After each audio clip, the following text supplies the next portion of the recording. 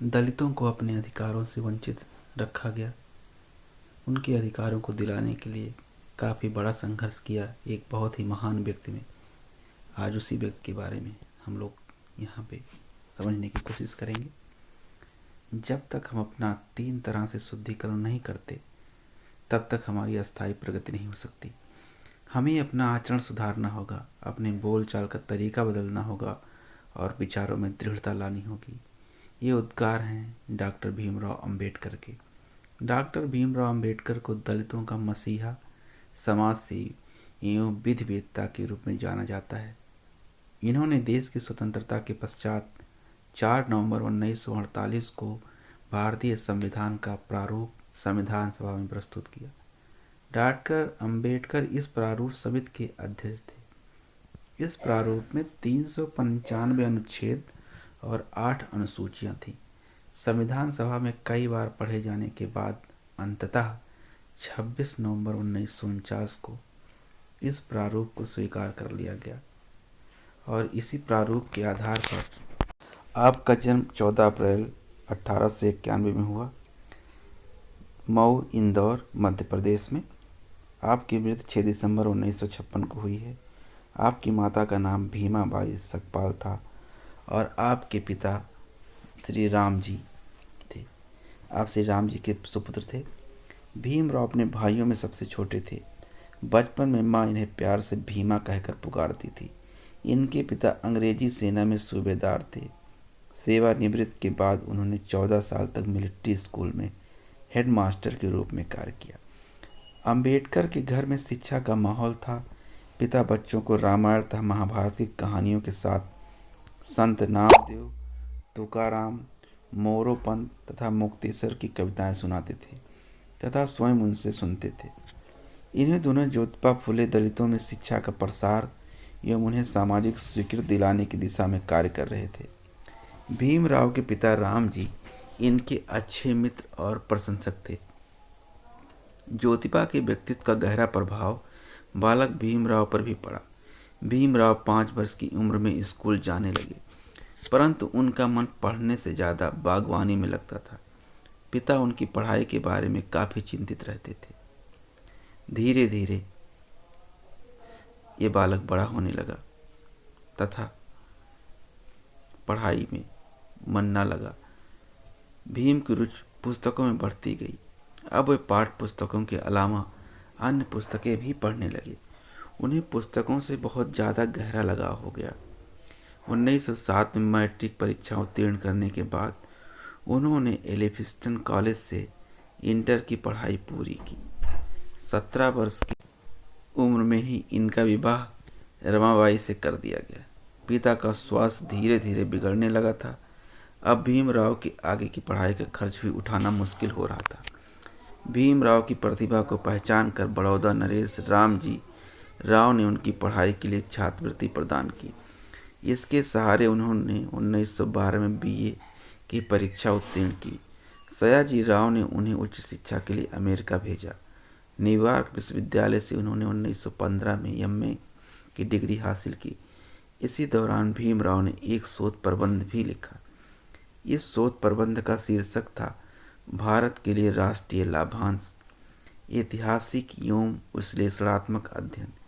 इस शोध प्रबंध पर कोलंबिया विश्वविद्यालय ने उन्हें डॉक्टर ऑफ फिलॉसफी की उपाधि प्रदान की। अर्थशास्त्र और राजनीति शास्त्र के अध्ययन के लिए भीमराव लंदन चले गए। इसी बीच सयाजी राव ने इनकी छात्रवृत्ति समाप्त कर दी। भीमराव को विवश होकर स्वदेश लौटना पड़ा, परंतु उन्होंने मन ही मन संकल्प कर लिया कि पढ़ाई के लिए एक बार वे पुनः लंदन जाएंगे।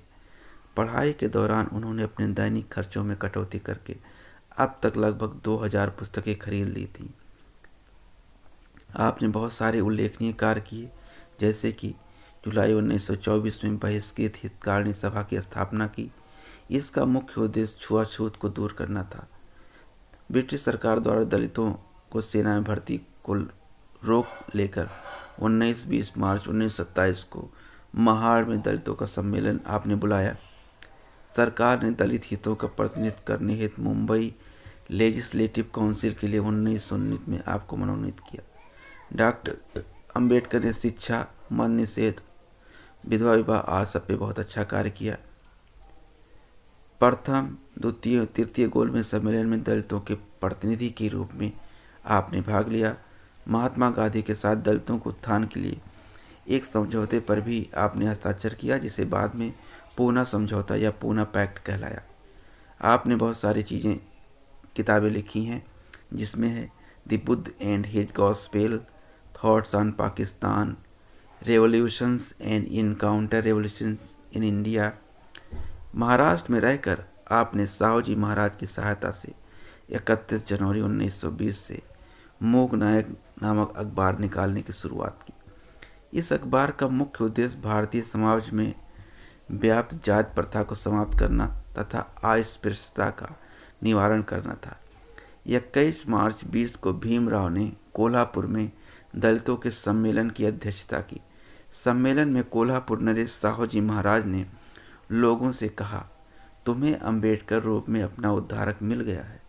भीमराव अंबेडकर पैसों का प्रबंध करके पुनः 1920 में लंदन गए।